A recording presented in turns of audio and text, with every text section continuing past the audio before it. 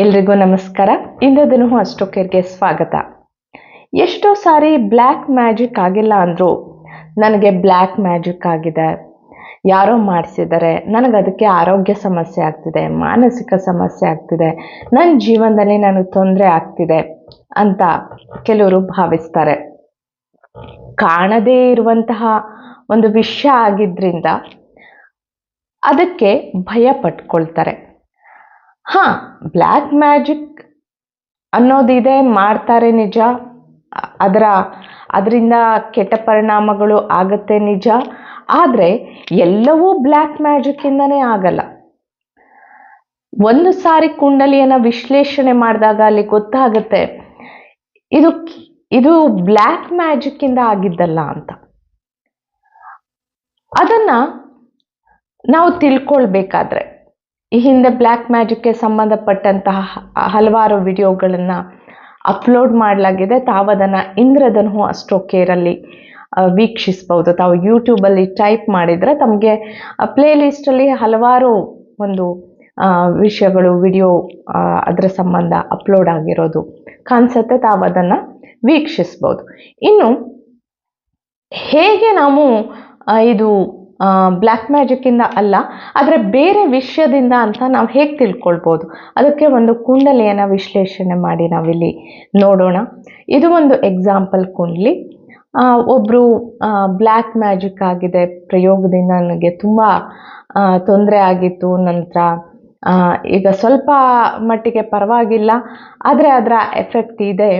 So ಒಂದು ಸಾರಿ ಅದನ್ನು ಮುಂದೆ ನನಗೆ ಇದೇ ಥರ ಇರುತ್ತಾ ಹೇಗೆ ಅಂತ ನೋಡೋಣ ಅಂತ ಒಬ್ಬರು ಕೇಳಿದರು. ಹಾಗಾಗಿ ಇದು ಒಂದು ಕುಂಡಲಿಯನ್ನು ಒಂದು ಎಕ್ಸಾಂಪಲ್ ಆಗಿ ತೆಗೆದುಕೊಳ್ಳಲಾಗಿದೆ. ಇಲ್ಲಿ ನಾವು ನೋಡ್ತೀವಿ, ಈ ಕುಂಡಲಿಯಲ್ಲಿ ಈಗ ನಾವು ನೋಡ್ತೀವಿ ಕರ್ಕ ಲಗ್ನದಲ್ಲಿ ರಾಹು, ಹಾಗೆ ಇಲ್ಲಿ ಎಲ್ಲ ಒಂದು ಗ್ರಹಗಳು ಬೇರೆ ಬೇರೆ ಒಂದು ಮನೆಯಲ್ಲಿ ಇದೆ.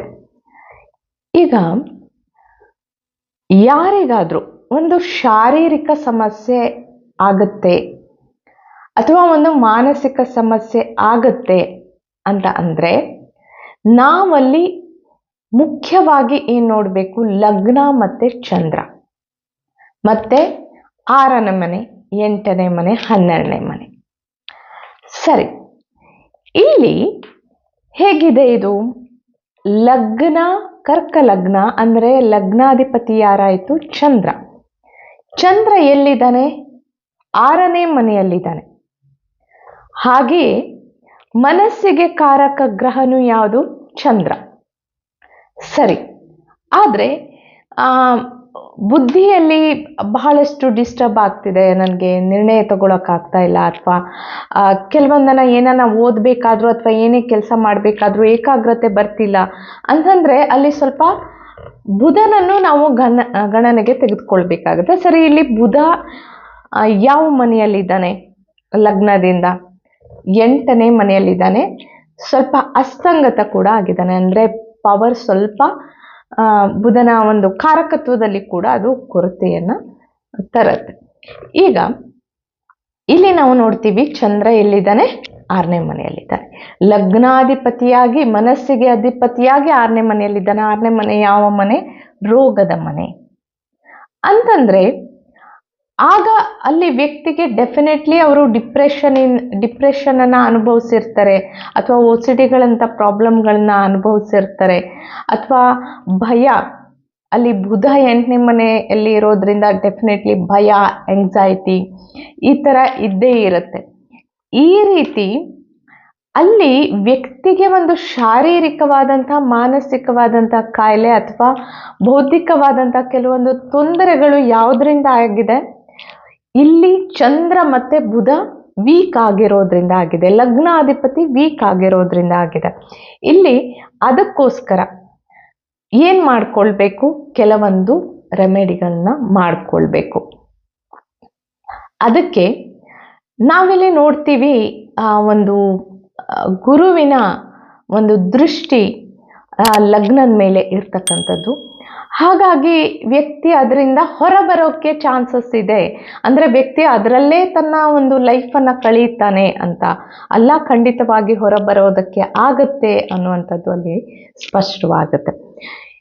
ಈ ಒಂದು ಹಿನ್ನೆಲೆಯಲ್ಲಿ ನಾವು ಅದನ್ನು ಒಂದು ಯೋಚನೆ ಮಾಡಬೇಕಾಗತ್ತೆ, ನೋಡಬೇಕಾಗತ್ತೆ. ಏನಂತಂದರೆ ಇಲ್ಲಿ ಬುಧ ಮತ್ತು ಚಂದ್ರನಿಗೆ ನಾವು ರೆಮಿಡಿ ಮಾಡ್ಕೊಳ್ಳೋದ್ರ ಮೂಲಕ, ಬುಧ ಮತ್ತು ಚಂದ್ರನ ರೆಮಿಡಿ ಏನು ಮಾಡ್ಕೋಬೇಕು, ಅದಕ್ಕೆ ಪರಿಹಾರ ಏನು ಮಾಡ್ಕೋಬೇಕಂತಂದರೆ ಆಲ್ರೆಡಿ ಅದಕ್ಕೆ ವಿಡಿಯೋಗಳನ್ನು ಸಾಕಷ್ಟು ಅಪ್ಲೋಡ್ ಮಾಡಲಾಗಿದೆ. ಬುಧನಿಗೆ ಸಂಬಂಧಪಟ್ಟಂಥ, ಚಂದ್ರನಿಗೆ ಸಂಬಂಧಪಟ್ಟಂಥ ಸಿಂಪಲ್ ಆಗಿರ್ತಕ್ಕಂತಹ ಪರಿಹಾರಗಳು ಇಂದ್ರಧನು ಆಸ್ಟ್ರೋಕೇರ್ ಯೂಟ್ಯೂಬ್ನಲ್ಲಿ ಲಭ್ಯ ಇದೆ. ಇನ್ನು ಈ ರೀತಿ ನಾವು ಎಲ್ಲದಕ್ಕೂ ಮೊದಲೇ ಭಯ ಪಟ್ಕೊಳ್ಳೋದಲ್ಲ, ಅದಾಗ್ಬಿಟ್ಟಿದೇನೋ ಇದಾಗ್ಬಿಟ್ಟಿದೇನೋ ಅಂತ ಅಂದ್ಕೊಂಡು ನಾವು ಸೀದಾ ಒಂದು ನಿರ್ಣಯಕ್ಕೆ ಬರೋದಲ್ಲ. ಒಮ್ಮೆ ಸರಿಯಾದ ರೀತಿಯಲ್ಲಿ ಸರಿಯಾದ ವ್ಯಕ್ತಿಗಳಲ್ಲಿ ಅದನ್ನು ಪರಿಶೀಲನೆ ಮಾಡಿಸ್ಕೊಂಡು ಮುಂದುವರಿಯೋದು ಉತ್ತಮ. ಮುಂದಿನ ಸಂಚಿಕೆಗಳಲ್ಲಿ ನಾವು ಮತ್ತಷ್ಟು ವಿಷಯಗಳೊಂದಿಗೆ ಹಾಜರಾಗೋಣ. ಅಲ್ಲಿಯವರೆಗೆ ಶುಭಮಸ್ತು. ಧನ್ಯವಾದಗಳು.